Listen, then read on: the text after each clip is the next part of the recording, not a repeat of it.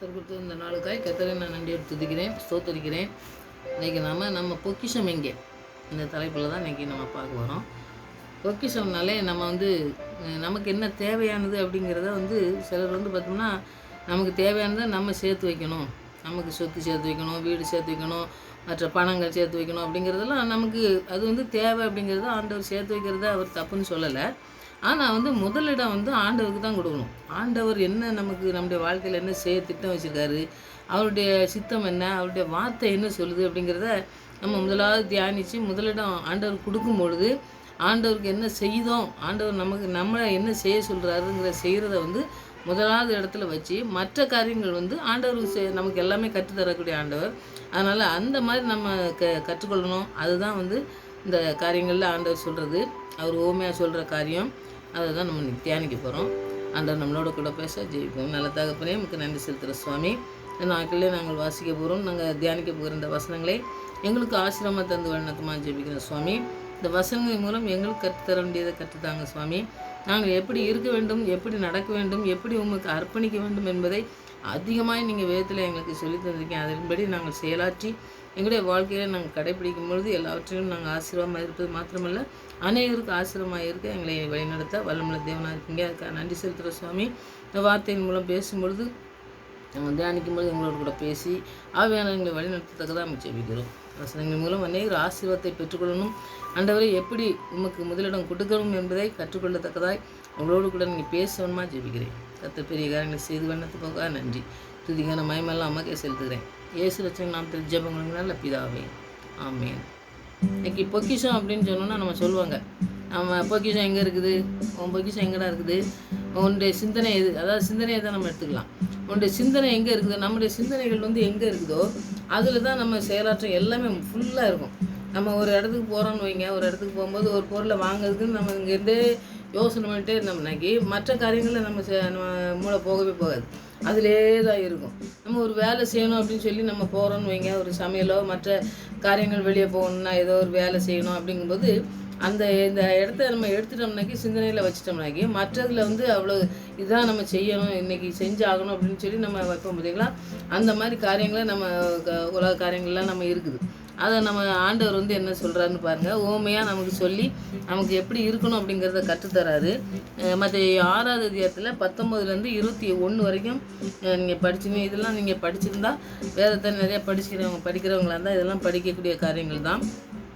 ஆண்டவர் ஓமையாக சொல்லக்கூடிய காரியங்கள் மத்தேயு 6:19 வசனத்துலேருந்தே நீங்கள் படித்து பார்த்தீங்கன்னாக்கி, பூமியில் உங்களுக்கு பொக்கிஷங்களை சேர்த்து வைக்க வேண்டாம், இங்கே பூச்சியும் துருவும் அவைகளை கெடுக்கும், இங்கே திருடனும் கள்ளமிட்டு திருடுவார்கள். பரலோகத்திலே உங்களுக்கு பொக்கிஷங்களை சேர்த்து வையுங்கள், அங்கே பூச்சியாவது துருவாவது கெடுக்கிறதும் இல்லை, அங்கே திருடன் கண்ணமிட்டு திருடுவதும் இல்லை. உங்கள் பொக்கிஷம் எங்கே இருக்கிறதோ அங்கே உங்கள் இருதயமும் இருக்கும் அப்படின்னு சொல்கிறாரு. இப்போ ஆண்டவர் பாருங்கள், பொக்கிஷத்தை பற்றி ஏன் சொல்கிறாரு, உபவாசத்தை பற்றிலாம் முன்னாடி சொல்லிவிட்டு அதுலேருந்து அடுத்தது சொல்கிறாரு பாருங்கள், உங்கள் பொக்கிஷங்களை எங்கே சேர்த்து வச்சுருக்கீங்க அப்படின்னு கேட்காரு. அப்போது நம்முடைய வாழ்க்கையில் நம்ம என்ன காரியங்கள்லாம் நம்ம செய்கிறோம், ஒவ்வொரு காரியங்களும் செய்யும் பொழுது பார்த்திங்கன்னாக்கி நிறைய தவறு செய்யும் பொழுது மாத்திரம்தான் நம்முடைய வாழ்க்கையில் ஆசீர்வாதத்தை நம்ம இழந்து போகிறத நம்ம பார்ப்போம். அப்போ ஆண்டவருடைய வார்த்தை என்ன சொல்லுது, ஆண்டவருக்கு முதலிடம் கொடுத்து ஆண்டவருடைய வசனம் என்ன சொல்லுதோ அதை கேட்டு அதன்படி செயலாற்றி அவங்க நடக்கும் பொழுது சில கஷ்டங்கள்லாம் வருது, நிறைய போராட்டங்கள் பிசாசெல்லாம் கொண்டு வரான். ஆனால் அந்த இடத்துல ஆண்டவர் கூட இருந்து அவர் எப்படி நடத்துகிறார் அப்படிங்கிறத நிறையா நம்ம ஊழியக்காரங்க மூலமாக பார்க்கும், நம்ம வசனங்கள் மூலமாக நம்ம பார்க்கும். ஆண்டவருக்கு முதலிடம் கொடுக்கணும் அப்படிங்கிறத ஆண்டவர் சீசர்களுக்கெல்லாம் அப்படி தான் சொல்லுவார். எல்லாத்தையும் விட்டுட்டு வாங்கன்னு சொன்னாக்கி, என்ன இப்படி தகப்பனை தாயை விட்டுட்டு வா, சொத்தெல்லாம் விட்டுட்டு வா அப்படின்னு சொல்கிறாரு, என்ன இது அப்படின்னு சொன்னோம்னாக்கி, அவங்க விட்டுட்டு வான்னு சொல்லுறது அவர் மனைவி கணவன் அப்படிங்கிறது நமக்கு தெரியணுங்கக்கான்னு சொல்கிறாரு. ஆனால் எல்லாத்தையும் விட்டுடுங்கும்போது ஆண்டவருக்கு முதலிடம் கொடுக்கணும். அதுதான் எல்லாத்தையும் விடுறதுங்கிறது. எல்லாத்தையும் உலகத்தில் இருக்க எல்லா காரியங்களையும் நம்ம முதலிடத்தை வச்சுட்டு அப்புறம் ஆண்டவர் 2வது இடத்துல வைக்கும்பொழுது நம்முடைய வாழ்க்கையில் எந்த காரியங்களையும் நம்ம தோல்வி அடைகிறதுக்கு நிறைய வாய்ப்புகள் இருக்குது. அதனால் முதலிடம் ஆண்டவர் கொடுக்கணும் அப்படிங்கிறது தான் ஆண்டவர் சொல்கிறது. நீ என் கூட வரணுன்னாக்கி நீ எல்லாத்தையும் விட்டுட்டு வா அப்படிங்கிறது. எல்லாத்தையும் விட்டுட்டு வரணும்னாக்கி நமக்கு இருக்க சுயம், நம்ம ஒன்று வச்சுருப்போம், அது அப்போ நிறைய சொல்லுவாங்க, நீ பொக்கிஷமாக அதை சேர்த்து வச்சிருக்கியா அப்படின்னு சொல்லுவாங்க பார்த்தீங்களா. பணம் சேர்த்து வைக்கிறது மற்ற சேர்த்து வைக்கிறதுக்கு தான் அந்த பொக்கிஷங்கிறதே வருது. அப்போ ஆண்டவர் வந்து அந்த உலக காரியங்களில் நீ அந்த ஈடுபாடாக வைக்காத ஃபஸ்ட்டு. அது வந்து நீ சொத்து சேர்த்து வச்சுட்டு நிறைய பேர் பாருங்கள் நிறைய சொத்து சேர்த்து வைப்பாங்க. அதெல்லாம் என்ன கொண்டா போக முடியும்? அது முடியாது. ஆனால் வந்து ஆண்டவருக்குன்னு என்ன செய்கிறாங்களோ அது வந்து ஆண்டோடைய கணக்கில் பரலோகத்துக்கு எடுத்தப்படும். அதுதான் சொல்வார், சீசர்கள் சொல்லுவாங்க, பிசாசுகள்லாம் எங்களை கண்டு பயந்துன்னு சொல்லி அவங்க ஊழியத்துக்கு போயிட்டு வந்து சொல்லும் பொழுது சந்தோஷமாக சொல்லுவாங்க.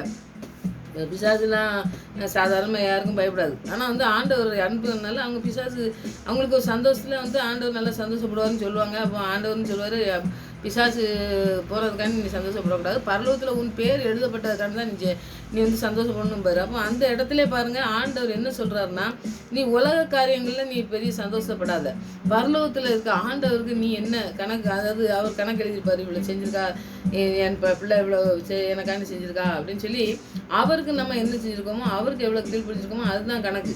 இந்த உலகத்தில் சேர்த்து வைக்கிறதுலாம் நமக்கு வந்து கணக்கே கிடையாது. அதனால் ஆண்டவருக்குன்னு என்னவா செய்யணும், ஆண்டவருக்கு முதலிடம் கொடுத்து அவர் சொல்கிற காரியங்களை நம்ம செயலாற்றும் பொழுது அந்த ஆசீர்வாதத்தை நம்ம பெற்றுக்கொள்ள முடியும்.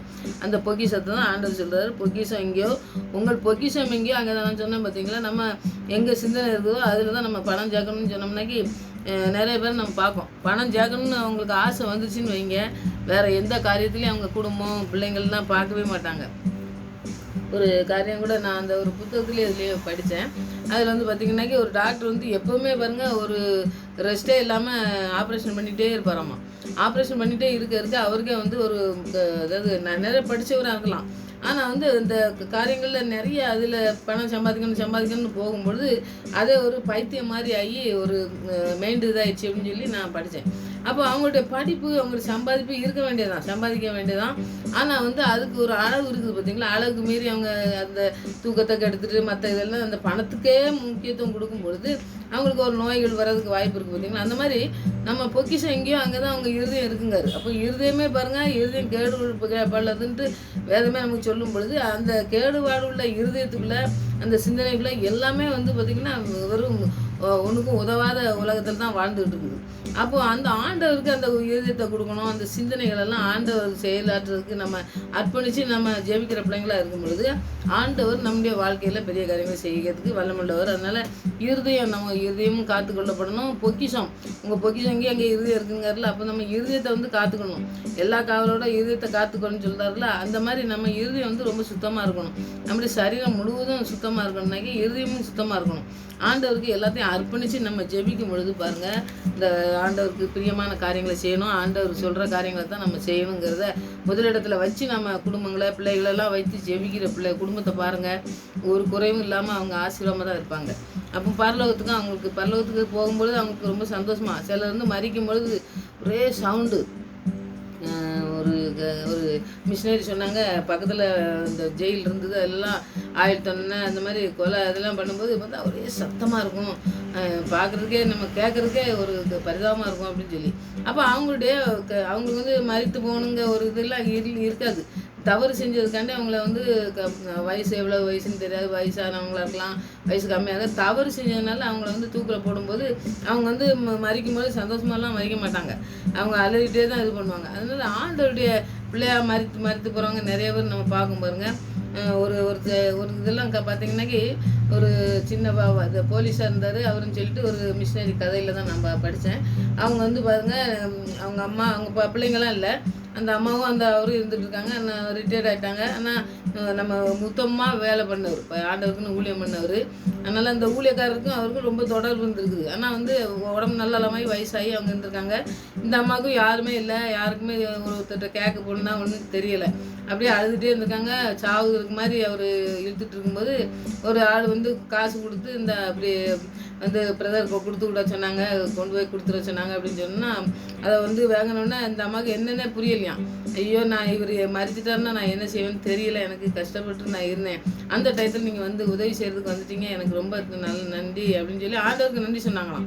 உடனே அந்த மறிக்கிறதுக்கு இருக்க அந்த போலீஸ் அதிகாரி இருக்கா பார்த்தீங்களா, அவங்களுக்கு கொண்டு அந்த மனைவி வந்து கொடுக்காங்க, அந்த காசு வந்து பிரதர் அனுப்பியிருக்காங்க, உங்களுக்காண்டி உடம்பு நல்லான்னு சொன்னீங்களே அதனால் அனுப்பியிருக்காங்க அப்படின்னு சொன்னோன்னே அந்த கையில் காசை வாங்கினோன்னு ஏதோ ஒரு பணம் அனுப்பியிருக்காங்க.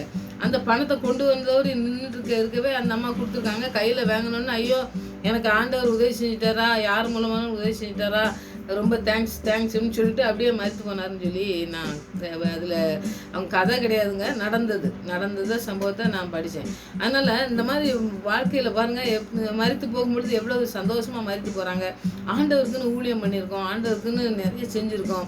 நம்முடைய பொக்கிஷம் எங்கே இருக்குது? இந்த உலகத்தில் இல்லை. இந்த உலகத்தில் அவர் காசே இல்லை. இன்னைக்கு மறித்து போகிற அன்னைக்கு நாளைக்கு காசே இல்லாமல் நம்ம அழுதுட்டு இருக்காங்க. அந்த டயத்தில் ஆண்டவர் வந்து உதவி செய்கிறாரு. அப்போ நம்ம வாழ்க்கையில் பார்த்தீங்கன்னாக்கி நம்முடைய பொக்கிஷம் எப்பவுமே பரலோகத்தில் இருக்கட்டும். நம்முடைய உலக காரியங்களுக்கு நாம் செலவு பண்ணி, நம்ம நாட்களை செலவு பண்ணாலும், நம்ம காசு செலவு பண்ணுவோம், நம்முடைய என்ன செலவு பண்ணாலும் அது வந்து நமக்கு பரலோகத்துக்கு கொண்டு போகவே போகாது. அதனால் பரலோகத்துக்கு நம்ம செல்லணும்னாக்கி என்ன ஆண்டவர் செய்ய சொல்லியிருக்காரோ அதை நம்ம செய்யும் பொழுது நமக்கு ஆண்டவருக்குன்னு ஊழியம் பண்ணணும், ஆண்டவருக்குன்னு கொடுக்கணும், ஆண்டவரை மகிமைப்படுத்துகிற வாழ்க்கை வாழணும். அப்படிங்கும்போது நமக்கு நம்முடைய வாழ்க்கையில் பாருங்கள், அப்போ தான் அந்த பொக்கிஷம் வந்து ஆண்டவர் சொல்கிற மாதிரி அந்த பொக்கிஷம் எங்கே இருக்குது?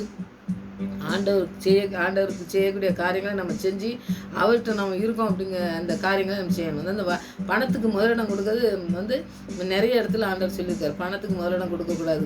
ஏன்னா ஆண்டவருக்கு முதலிடம் கொடுக்கும்போது இந்த பணம் வந்து ஒன்றுமே கிடையாது.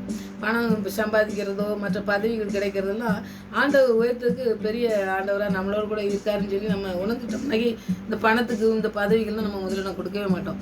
நம்ம ஆண்டவரை பிடிச்சி நம்ம ஜெபிக்கும் பொழுது ஆண்டவர் நம்மளுக்கு பெரிய காரியங்களை செய்ய நம்ம வல்லமையுள்ள தேவனாக இருக்காரு. அதனால் நம்ம பொக்கிஷத்தை எங்கே சேர்த்து வைக்கணும்னா பரலோகத்தில் தான் சேர்த்து வைக்கணும். இங்கே சேர்த்து வச்சு இந்த பணத்தை அதெல்லாம் சேர்த்து வச்சு நம்ம வந்து அதுக்கு முதலிடம் கொடுக்கறதுக்கு நம்ம செய்யாமல் இருக்கிறதுக்கு நமக்கு ஆண்டவர்கிட்ட ஜெபிக்கணும். அதை நீங்கள் ஜெபிங்க, ஆண்டவர் பெரிய காரியங்கள் நம்மளுடைய வாழ்க்கையை செய்வார். அடுத்தது பாருங்கள், ஒரு வாலிபன் வந்து சொல்லுவான், அது மார்க் 10:21, லூக்கா 18:22 நீங்கள் பார்க்கலாம். நித்திய ஜீவனை அடையணும்னா நான் என்ன செய்யணும் அப்படின்னு சொல்லி கேட்பான். அப்போ நீ விற்று எல்லாத்தையும் சொத்தெல்லாம் விற்று கருத்தரன்னு கொடுத்துட்டு அப்புறம் என்கிட்ட என்ன பின்பற்றி வா அப்படின்னு சொல்லி கூப்பிட்டா அவன் மனம் இல்லாமல் போயிடுவான். அப்போ வந்து பணத்துக்கு முதலிடம் கொடுக்கறத ஆண்டவர் வந்து என்ன செய்ய மாட்டேங்காரு, அது வந்து சரின்னு சொல்ல மாட்டேங்காரு. ஏன்னா வந்து பணத்துக்கு முதலிடம் கொடுக்க அவன் போகிற ஆண்டவருக்கு முதலிடம் கொடுக்கவே மாட்டான். அவன் பணம் சம்பாதிக்கிறதுல தான் இருப்பான். அப்போ ஆண்டவருக்கு முதலிடம் கொடுக்கும் பொழுது அந்த பணம் மற்ற எல்லாமே வரும். அது நம்ம கற்றுக்கணும். அப்போ ஆண்டவர்கிட்ட எவ்வளவு காரியங்கள் நம்ம கற்றுக்கணுங்கிறத ஆண்டவர் சொல்லித்தரதை நம்ம செஞ்சோம்னாக்கி அதில் தான் பெரிய ஆசீர்வாதத்தை நம்ம சுதந்திரிக்க முடியும். இப்போ லூக்கா 12:21 நீங்கள் படித்து பார்த்தீங்கன்னா, லூக்கா 12:21 நீங்கள் படித்து போனால், தேவனத்தில் ஐஸ்வர்யவானாய் இருக்காமல் தனக்காகவே பொக்கிஷங்களை சேர்த்து வைக்கிறவன் இப்படியே இருக்கான். எப்படி இருக்கான்னு சொல்லி நீங்கள் முன்னாடி வசனத்தை நீங்கள் படித்து பார்த்தீங்கன்னாக்கி தெரியும். இங்கே வந்து அவர் வந்து ஓமையாக தான் சொல்கிறார் இந்த கதையை. பாருங்கள், 16வது லூக்கா 12:16 நீங்கள் படித்து பார்த்தீங்கன்னா, அல்லாமல் ஒரு ஓமையை அவர்களுக்கு சொன்னார். ஐஸ்வர்யமாக உள்ளவன் அவருடைய நிலம் நன்றாய் விளைந்தது. இப்போ வந்து பணம் வசதி நிறையா வச்சுருக்கான், அதனால அது தப்புன்னு ஆண்டவர் சொல்லவே செய்யலை. ஏன்னா அவர் கூட பணம் வசதி இருந்தவங்க நிறைய இருந்தாங்க, கூட இருந்தவங்க தான். அப்புறம் அவருக்கு செலவுக்கு மற்ற கூட இருந்தவங்களுக்கு எல்லாத்துக்குமே வேணும். அவர் யார்ட்டும் போய் கேட்கவே செய்யலை. ஆனால் வந்து அவர் இருந்ததை வந்து அதை வந்து யாருமே அவர் வந்து தவறுன்னு சொல்லலை. இவன் வந்து தானியம் நிறைய விளைஞ்சிருக்கு அப்படின்னு சொல்லி அந்த ஓமை வந்து சொல்லும் பொழுதே ஆண்டவர் சொல்றாரு, இப்படிப்பட்டவன் அப்படின்னு சொல்றாரு. ஏன்னா அவனுக்கு நிறைய விளைஞ்சிருக்கு. அவன் நிறைய விளைஞ்சதுன்னா என்ன செய்யணும்? நிறைய விளைஞ்சதுனாக்கி ஆண்டவர் சொல்றது என்னன்னா, நிறைய விளையும் போது நீ அதை வந்து நீ இல்லாதவங்களுக்கு கொடு. நீ உனக்கு சேர்த்து வச்சுக்கோ. அதுக்கு போக மிச்சத்தெல்லாம் நீ வந்து இல்லாதவங்களுக்கு மற்ற சாப்பாடுக்கு இல்லாத அப்படி இருந்தானா உன் நேரத்தில் நிறைய விளைய வச்சுருக்காரு ஆண்டவர். அப்போ ஒன்றா நிறைய ஆசீர்வச்சிருக்காருனாக்கி நீ வந்து நிறைய கொடுக்குறவனா மாறு அப்படின்னு சொல்கிறாரு. நமக்கு நிறைய ஆண்டவர் தந்திருந்தாருனாக்கி அதுலேருந்து நம்ம மற்றவங்களுக்கு இல்லாதவங்களுக்கு கொடுக்குறதுக்கு நமக்கு வந்து அந்த மனம் நமக்கு வேணும், நமக்கு இந்த இருதயம் வேணும். நிறைய பணம் வச்சுட்டு கொடுக்காம அப்படியே தனக்கு வேணும்னு சேர்த்து வைக்கிறவங்க நிறைய பேர் இருக்காங்க. அப்படி இருக்கிறத தான் ஆண்டவர் வந்து தப்புன்னு சொல்லி கண்டிக்காது. அப்போ இவன் வந்து நிறைய விளைஞ்சிருக்கு, அப்போ என்ன செய்யலாம்னு சொல்லி நம்ம பார்த்தோம்னாக்கி ஆண்டவர் சொல்கிறது என்னன்னா, ஆண்டவர் மற்றவங்க ஏழைகளுக்கெல்லாம் கொடுக்கணும். ஆனால் இவன் என்ன செய்கிறான் பாருங்கள், அதுதான் இப்படிப்பட்டவனுக்குன்னு சொல்லி நான் இப்போ படித்த வசனம். அதை வந்து நான் ஒன்று செய்வேன். என்ன செய்கிறான் பாருங்கள், அவன் ஒன்று செய்கிறான். அவன் ஒன்று செய்கிறது என்னென்னா, அவனுடைய விருப்பப்படி, அதாவது நம்ம விருப்பப்படி செய்கிறான் பார்த்தீங்களா, அது மாதிரி அவன் செய்கிறான். களஞ்சியத்தை இடித்து அவன் களஞ்சியம் நிறைய கட்டி வச்சுப்பான். எப்படினாலும் நெல் இதெல்லாம் போட்டு வைக்கிறதுக்குன்னா பெரிய வசதி உள்ளவன் நிறைய இருக்கவங்கெல்லாம் பார்த்திங்கன்னாக்கி அதுக்குன்னே ஒரு வீடே ரூம்பே கட்டி வச்சுருப்பாங்க. நிறையா வீடு அந்த மாதிரி நிறைய காரியங்கள்லாம் குடோன் மாதிரி வச்சுருப்பாங்க பார்த்திங்களா. அந்த மாதிரி குடோன் மாதிரி வச்சுருக்கான். அதை வந்து இடிக்க போகிறேன்னு சொல்கிறான் பாருங்கள். அப்போ எவ்வளோ விளைஞ்சிருக்கத இவன் வந்து மற்றவங்களுக்கு கொடுக்கணுங்க எண்ணம் இல்லை. இவனுக்கு வந்து தனக்கு வைக்கணும், சேர்த்து வைக்கணும்னு சொல்லி சொல்லலாம் பாருங்கள். இந்த களஞ்சியங்களை எடுத்து பெரிதாக கட்டி எனக்கு விளைந்த பாருங்கள், பெருசாக கட்ட போகிறேன்னு சொல்லலாம். அப்போது இந்த சின்னதாக இருக்குது இப்போ, அதை வந்து பெருசாக கட்ட போகிறேங்க. அப்போது இப்போ வந்து என்னென்னா இவனுக்கு தான் சேர்த்து வைக்கான வழியா வெளியே கொடுக்கல. ஆண்டவர் சொன்ன மாதிரி நிறைய விளைஞ்சிருந்தா கொடுன்னு சொல்கிறாருல, அந்த வாலிபட்டு சொன்னார் பாருங்க, அது மாதிரி கொடுக்குறதுனா இவனுக்கு கொடுக்க இஷ்டம் கிடையாது. பெருசாக கட்டி எனக்கு விளைந்த களஞ்சியங்கன்னு சொல்லலாம், அது எனக்கு விளைஞ்ச தானியம்னு சொல்லலாம். இவனுக்காண்டி மொத்த காரியங்கள் பார்த்திங்கன்னாக்கி விளைஞ்ச உடனே ஒரு பெரிய ஒரு ஏக்கர் கணக்கில் வச்சுருக்கான்னு சொன்னோம்னாக்கி ஏக்கர் கணக்கில் 10 ஏக்கர் 15 ஏக்கர்லாம் வச்சு நிறைய நெல்லோ மற்ற எல்லாம் போடுவாங்க. அதெல்லாம் அப்படியே மூட்டை கட்டி வச்சோம்னாக்கி ஒரு தினம் சாப்பிட்றதுக்கு ஆண்டவர் வந்து ஆசிரியக்கலை. அது எல்லாத்தையும் விற்கிறவன் விற்பான், மற்ற எல்லாரும் செய்வாங்க பார்த்திங்கன்னா, அந்த மாதிரி காரியத்துக்கு தான். அப்போ விற்கிறதுக்கு நீ வசதி இருந்தால் விற்கலாம், நீ வந்து கொடுக்கறதுக்கு இஷ்டப்பட்டனா ஏழைகளுக்கு இல்லாதவங்களுக்கு கொடுக்கலாம் பார்த்திங்களா, அந்த மாதிரி அதாவது சொல்கிறாரு. அவன் அப்படி அதுக்கு விரும்பலை. எனக்கு விளைஞ்சது தானியங்களேன்னு சொன்னான். எனக்குன்னு சொல்லும் பொழுதே பார்த்திங்கன்னாக்கி ஆண்டவருக்கு அது பிரியமில்லாத காரியம். எனக்கு விளைந்த தானியங்களையும் என் பொருளையும் அங்கே சேர்த்து வைப்பேன், என் பொருளுங்க. அப்போ இப்போ ஆண்டவருக்கு இதில் எந்த இடமே இல்லை. தானே விளைஞ்சது போட்டோன்னே நிறைய இடத்துல பாருங்கள், நிறைய விளையிறதுக்கெலாம் போடுவாங்க. நானே சின்ன பிள்ளையில் பார்த்துருக்கேன். நிறைய வந்து நெல் இந்த மாதிரிலாம் போடுவாங்க, வாழை இதெல்லாம் போடுவாங்க. நல்லா வந்திருக்கும், நெல்லாம் வந்திருக்கும். நான் ஒரு வாரத்தில் நான் அறுத்துடலாம் அப்படின்னு சொல்லுவாங்க. நெல் வாழை பாருங்கள் நல்லா கொலை தள்ளி இருக்குது, ஒரு 10 நாளில் முடிஞ்சிடும் அப்படின்னு சொல்லுவாங்க. ஒரு காற்று அடிச்சுன்னு வைங்க, இந்த மாமரம் அதெல்லாம் பார்த்திங்கன்னாக்கி எப்படி காற்று அடிச்சுன்னா வாழைலாம் சாஞ்சி போகும், நெல்லாம் அப்புறம் அப்படியே சாஞ்சி எல்லாம் உளுந்து நெல்லெல்லாம் கீழே தண்ணியில் பட்டு அது வீணாக போயிடும். அப்புறம் பார்த்திங்கன்னாக்கி இந்த வாழை மாமரம்லாம் பார்த்திங்கன்னாக்கி அப்படியே மாங்காய் பூரா நல்ல காயில் நல்லா விளைஞ்சதாக அது மரத்துலேருந்து பறித்து எடுத்தோம்னாக்கி நிறைய விலைக்கு போகும். அவங்க வந்து பழத்துக்கு போடுவாங்க. கீழே காற்றுல அடித்தோ மற்ற மழை பெஞ்சு விழுந்துச்சுன்னு வைங்க, அதுக்கு வந்து விலையே போகாது, அப்புறம் வீணாக போகும். அப்போது அப்படிப்பட்ட வீணாக போகக்கூடிய காரியங்கள்லாம் வந்து ஒரு காற்றுனாலே ஒரு மழையினாலே பாதிப்பு உண்டாகுது பார்த்திங்களா.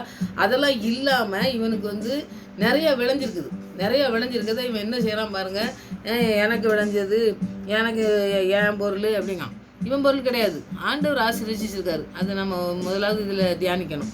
ஏன்னா நமக்கு எதுவும் கிடச்சிதுனாக்கி நிறைய ஆண்டவர் தந்திருந்தாருன்னா, ஆசீர்வாதம் தந்திருந்தாருன்னா மற்றவங்களுக்கு கொடுக்கணும். அதை வந்து நம்ம தியானிக்கணும். அப்போ ஏன் பொருள்னு சொல்லக்கூடாது, எனக்கு சேர்த்து வைக்கன்னு சொல்லக்கூடாது. ஏன் பொருள் கிடையாது, ஆண்டவர் தந்திருக்காரு. மற்றவங்களுக்கு கொடுக்க நமக்கு தியானி இருந்ததுனாக்கி அந்த அளவுக்கு நம்ம கொடுக்கணும்.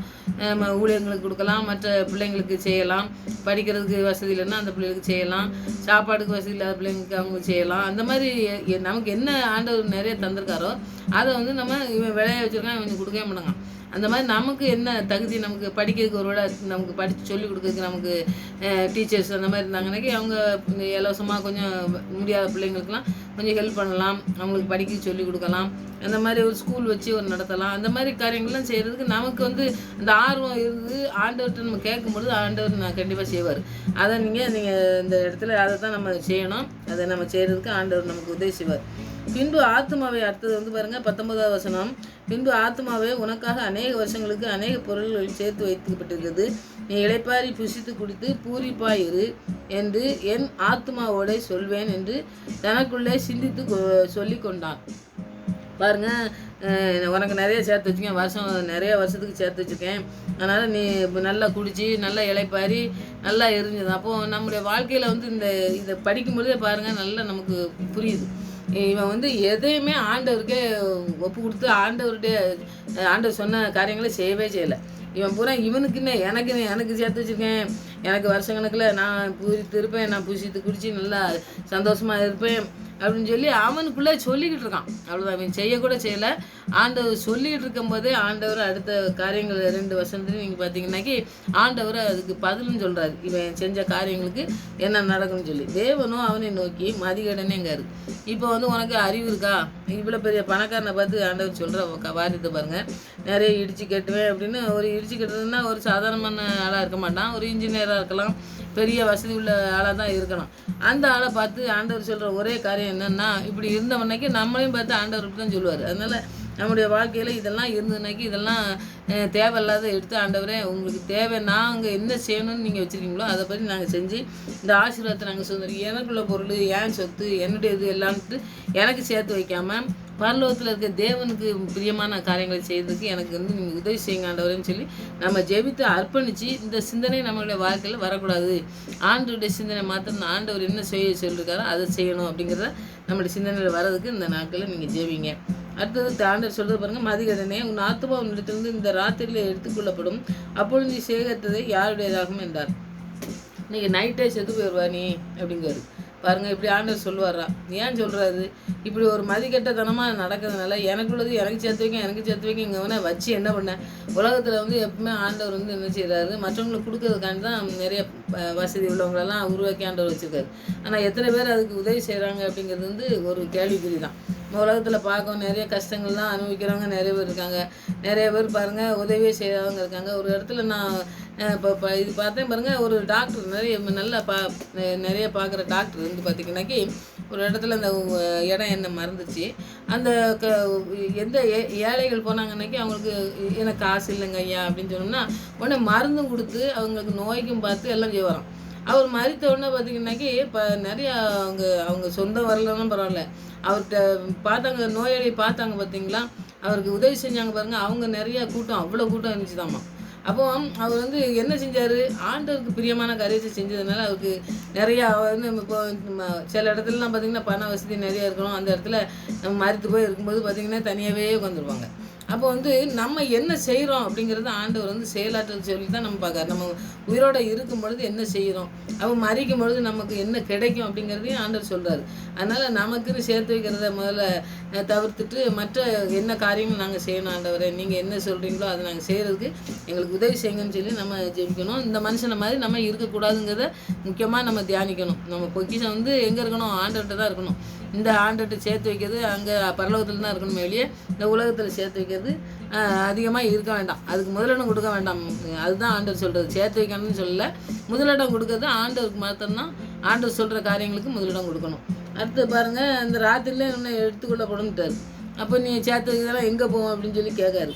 அப்போ தேவனத்தில் ஐஸ்வரமாக இருக்க விருப்பம் இல்லாமல் இருக்க பொக்கிஷங்களெல்லாம் சேர்த்து வைக்கிறவன் இப்படி தான் இருப்பான். ஆண்டவருக்கு பிரியமில்லாத காரியங்களை செய்கிறவன் இப்போ பொக்கிஷங்கள்லாம் எங்கே சேர்த்து வைப்பான், தனக்குன்னு தான் சேர்த்து வைப்பான். ஆனால் ஆண்டவருடைய வார்த்தைக்கு கீழ்ப்படிஞ்சு நடக்கிறவங்க பொக்கிஷங்கள்லாம் எங்கே இருக்குன்னா பரலோகத்துக்கு தான் இருக்கும். பரலோகத்துக்கு சேர்த்து வைப்பாங்க அப்படின்னு சொல்லி ஆண்டவர் சொல்கிறாரு. இப்படி தான் நம்ம ஆண்டவர் காரியங்கள்லாம் நம்ம கற்றுக்கிடணும். இப்போ பொக்கிஷம் எங்கே இருக்குது அப்படின்னு சொன்னோம்னாக்கி நம்ம பொக்கிஷம் எங்கே இருக்குதுன்னு சொல்லி நம்ம தியானிக்கணும். நம்ம வந்து பெரிய நமக்கு வருடத்துக்கு பெரிய ஒரு 10 வருஷத்துக்கு 20 வருஷத்துக்கு நமக்கு சாப்பிட்றதுக்கு இருக்குது, இல்லாட்டா நமக்கு எல்லாம் பணம் இருக்குது, வசதி இருக்குது, எல்லாம் இருக்குதுன்னு சொல்லலாம். ஆனால் நமக்கு இந்த ஆண்டவர் சொல்கிறது ஒரு நிமிஷத்தில் என்ன நடக்கும்னே நம்முடைய வாழ்க்கையில் தெரியாது. அதனால் வாழ்க்கையை நம்ம வாழ்கிறதே வந்து ஆண்டவருக்குன்னு வாழுறதுக்கு நம்ம அர்ப்பணிக்கும் பொழுது நம்முடைய வாழ்க்கை அருமையாக இருக்கும். அந்த வாழ்க்கையை நம்ம வாழுறதுக்கு இன்றைக்கி அர்ப்பணிக்கணும். நம்முடைய பொக்கிஷங்கள்லாம் எங்கே இருக்கணும்னா ஆண்டோடைய ராஜ்யத்துக்கு அவருக்கு பிரியமான காரியங்களை செய்கிறதுக்கு நம்ம அர்ப்பணித்து நம்ம ஜெபிக்கும் பொழுது பார்த்திங்கன்னா இவன் சொன்ன மாதிரி நம்ம சேர்த்து வச்சு நம்ம இளைப்பாரி இருந்து நிறைய பேர் பாருங்கள், மிஷினரிகள்லாம் பாருங்கள், அவங்க ஊர்லேருந்து நம்ம இந்தியாவுக்கு வந்து நிறையா இழந்து பார்த்திங்கனாக்கி பிள்ளைங்களை இழந்து மனைவி இழந்து அவங்களும் மறித்து இந்த சொத்து இதெல்லாம் விற்று அங்கேருந்து கொண்டு வந்து வச்சு நம்ம வேறு தேசம் நமக்கு எதுக்கு அப்படின்னு சொல்லி இல்லாமல் இங்கே வந்து பாருங்கள் எவ்வளோ பேர் தியானமாக நம்ம இந்தியாவில் வந்து செஞ்சுருக்காங்க பாருங்கள். ஊழியம் செஞ்சு எத்தனை ஆத்துமாக்கள், எத்தனை ஆஸ்பத்திரி கட்டி, எத்தனை அனாதை விடுதிகள்லாம் கட்டி பிள்ளைகளுக்கு இவ்வளோ உதவி செய்கிறது அதெல்லாம் செய்கிறாங்க. பார்த்து எதுக்கு ஆண்டவர் சொன்ன காரியங்களை செய்கிறவங்க அப்படி தான் இருப்பாங்க. அப்படி இருக்கிறவங்கள தான் ஆண்டவர் விரும்புகிறார். அப்போ அதுதான் அந்த பொக்கிஷத்தை அங்கே சேர்த்து வைங்க, பரலோகத்துக்கு சேர்த்து வைங்க. நீங்கள் இங்கே சேர்த்து வைக்கிறத விட எனக்கு முதலாவது இடத்த கொடுங்க அப்படிங்காரு. முதலிடம் ஆண்டவருக்கு தான். எப்போவுமே நான் முதல்ல சொல்கிறது என்னென்னா முதலிடம் ஆண்டவருக்கு தான் இருக்கணும். அப்போ தான் நம்ம பொக்கிஷம் வந்து எங்கே இருக்கும், ஆண்டவர்கிட்ட தான் இருக்கணும். நம்ம பொக்கிஷம் இந்த உலகத்து காரியத்தில் இருக்கவே கூடாது.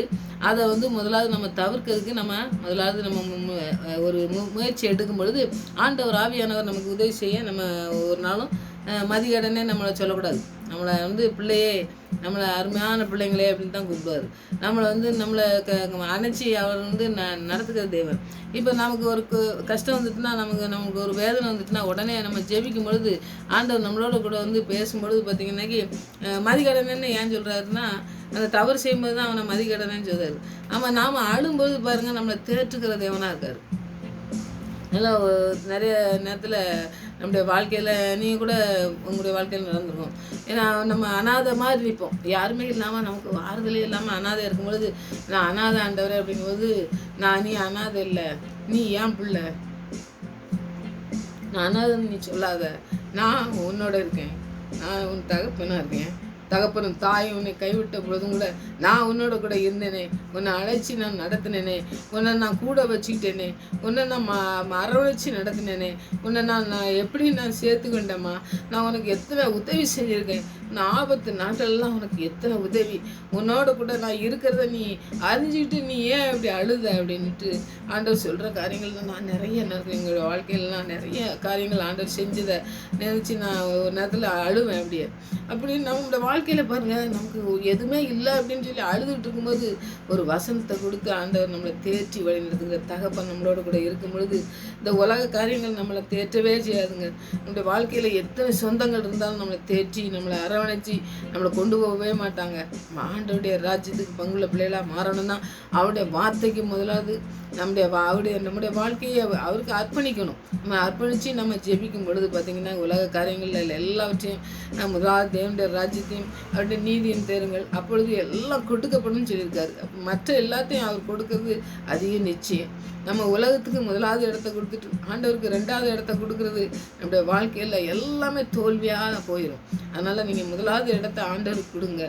நம்ம சேர்த்து வைக்கிறது எல்லாமே வந்து ஆண்டவருக்காக சேர்த்து வைக்கிறதா இருக்கும் பொழுது நமக்கு உலக காரியங்களில் சேர்த்து வைக்கிறதுக்கு ஆண்டவர் நமக்கு உதவி செய்கிறவராக, நம்மளை வந்து கீழே தள்ளவே மாட்டார், மற்றவங்க மத்தியில் நம்மளை வெட்கப்படுத்தவே மாட்டார், நம்மளை உயர்த்துக்கிற தேவன் தான் நம்மளோட கூட இருக்கார். அதனால் நம்ம எப்பொழுதுமே ஆண்டவருக்கு முதலிடம் கொடுக்குற பிள்ளைங்களாக இருக்க, நம்ம பொக்கிஷம் எங்கே அப்படின்னு சொல்லி நம்ம கேள்வி கேட்டு நம்ம பொக்கிஷம் எங்கே இருக்குது, பரலோகத்து ராஜாக்கிட்ட தான் நம்ம முதலிடத்தை நம்ம கொடுத்து வச்சுருக்கோம்னு சொல்லி இந்த மனுஷனை பேசுகிற மாதிரி இல்லாதபடி எங்களை ஆண்டவரே உங்களுடைய பிள்ளையாக மாற்றுங்க ஆண்டவரே, உங்களுடைய மார்போடு எங்களை அனைத்து வழிநடத்துறீங்களே ஆண்டவரே, அதுக்காக உங்களுக்கு நன்றின்னு சொல்லி ஆண்டவரே அவருக்கு நம்ம முதலிடத்தை கொடுத்து நம்ம அர்ப்பணித்து ஜெயிப்போம். ஆண்டவர் பெரிய காரியங்கள் செய்வார். நம்முடைய பிள்ளைகள் காரியங்களாக இருந்தாலும் சரி, நம்முடைய காரியங்களாக இருந்தாலும் சரி, ஊழியத்தில் மற்ற காரியங்களாக இருந்தாலும் சரி, எப்போவுமே ஆண்டவர்கிட்ட ஜெபம் பண்ணுங்கள். ஜெபம் பண்ணிட்டு ஆண்டவர் என்ன சொல்கிறாருன்னு கேட்டு அதன்படி நம்ம நடக்கும் பொழுது நம்முடைய வாழ்க்கையில் எத்தனை தோல்விகளை பிசாசு கொண்டு வந்தாலும் எல்லாவற்றையும் வெற்றியாய் மாற்ற அவரால் முடியும். எல்லா காரியங்களிலும் அவர் செயலாற்றி நடத்த நாம் அர்ப்பணிக்கணும். நம்முடைய சொந்த விருப்பத்தின்படி வரவே கூடாது. நாம் எந்த நேரத்திலும் ஆண்டவரே நம்முடைய வாழ்க்கையில் எந்த முடிவும் நாம் எடுக்கவே கூடாது. எல்லாவற்றையும் அவருடைய கரத்தில் அர்ப்பணிச்சுட்டு எல்லாம் நீங்கள் செய்து முடிங்க ஆண்டவரே, எல்லாவற்றையும் செய்து முடிப்பேன்னு சொல்லி ஆண்டவரே வார்த்தைனாலும் நீங்கள் சொல்லியிருக்கீங்க, அது நீங்கள் செயலாற்றி எங்களுக்கு நடத்தி செல்லுங்க ஆண்டவரேன்னு சொல்லி அவருடைய வார்த்தைக்கே நம்ம முழுவதுமாய் அர்ப்பணித்து ஜெயிப்போம். மற்ற பெரிய காரியங்களை செய்வார். நீங்கள் ஜெயிவீங்க. நம்ம பொக்கிஷம் எப்பவும் பரலோகத்து ராஜாக்கிட்ட தான் இருக்கணும். இந்த பொக்கிஷத்தை இங்கே சேர்த்து வச்சு இங்கே இருக்கிற இந்த புழு அரிக்கிறதில் இந்த களவாண்டு போகிறதில்ல இதை வச்சு நாம் வந்து அழுதுகிட்டு இருக்கணும். அதை சேர்த்துக்கிட்டு அதுக்கு காவல் இருக்கணும். நம்ம தேவையே இல்லை. ஆண்டவருடைய ராஜ்யத்துக்கு பங்குள்ள பிள்ளைகளாக இருக்கணும்னா அவருடைய பாதத்தில் அமர்ந்திருப்போம். அவர் மற்ற எல்லாவற்றையும் செய்து நம்மளை ஆசீர்வதிப்பார், நம்மளை கனப்படுத்துவார், நம்மளை உயர்த்துவார். எந்த இடத்துல வெக்கத்தோடு இருக்கமோ அந்த இடத்துல உயர்த்துக்கிற தேவனாக இருக்கார். அதனால் நீங்கள் அர்ப்பணித்து ஜெபிங்க. அற்புதமாக நடந்ததை நம்முடைய வாழ்க்கையில் காண முடியும். ஆமாம்.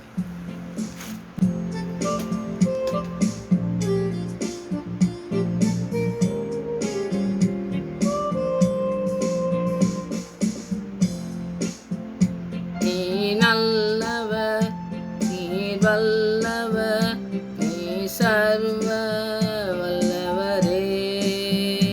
நீ நல்லவர், நீ வல்லவர், நீ சர்வ வல்லவரே. ஏசையா நீ சர்வ வல்லவரே. ஏசையா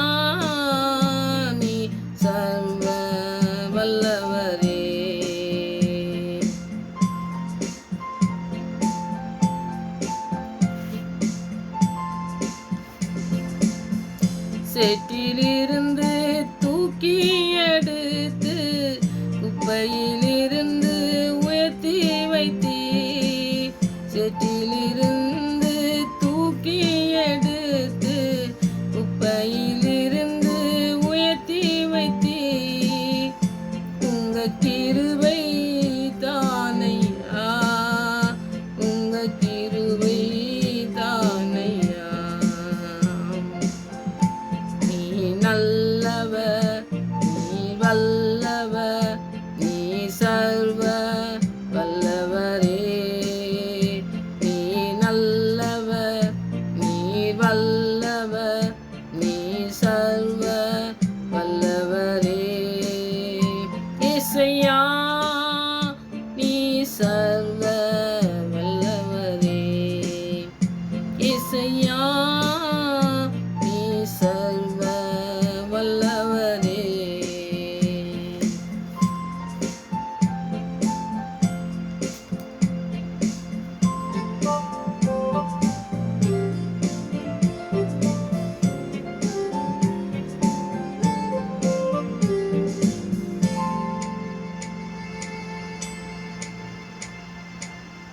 ஜெபிப்போம்.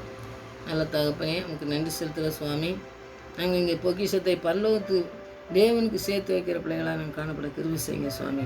இந்த மதிகேடனை போல இல்லாதபடி, உலகத்தில் சேர்த்து வைக்கிற இந்த மதிகேடனை போல இல்லாதபடி எங்களுடைய வாழ்க்கையில் ஆண்டவரே முதலிடத்தை தேவனுக்கு கொடுக்க எங்களுக்கு கற்றுத்தந்து வழிநடத்துமா ஜெபிக்கிற ஆண்டவரே. கேட்குற பிள்ளைகளுக்கு அப்படிப்பட்ட ஆசீர்வாதத்தை நீ தர வேண்டுமா ஜெபிக்கிற ஆண்டவரே. முற்றிலுமாய் உமக்கென்று அர்ப்பணித்து ஜெபிக்கட்டும், உமக்கென்று முதலிடத்தை கொடுக்கட்டும் ஆண்டவரே. இப்படிப்பட்ட ஆசீர்வாதத்தை நீ தந்து வழிநடத்த உங்களை நோக்கி பார்க்கிற சுவாமி. அவையானவர் அப்படி வழி நடத்தவனுமா ஜெபிக்கிறேன். கர்த்தர் பெரிய காரியங்களை செய்கிற தயவுக்காய் நன்றி செலுத்தணும், இன்னும் நடத்தவருக்காக எங்களை நன்றி எடுத்து துதிக்கிற ஸ்தோத்திரிக்கிறோம் ஆண்டவரே. எங்களுடைய பலவீனத்தில் பலன் குணமாக விளங்கும் என்று சொன்ன தேவன் எங்களுடைய பலவீனமான நேரத்தில் எங்களுக்கு பலன் தந்து வழி நடத்துகிற தேவனாக இருக்குது.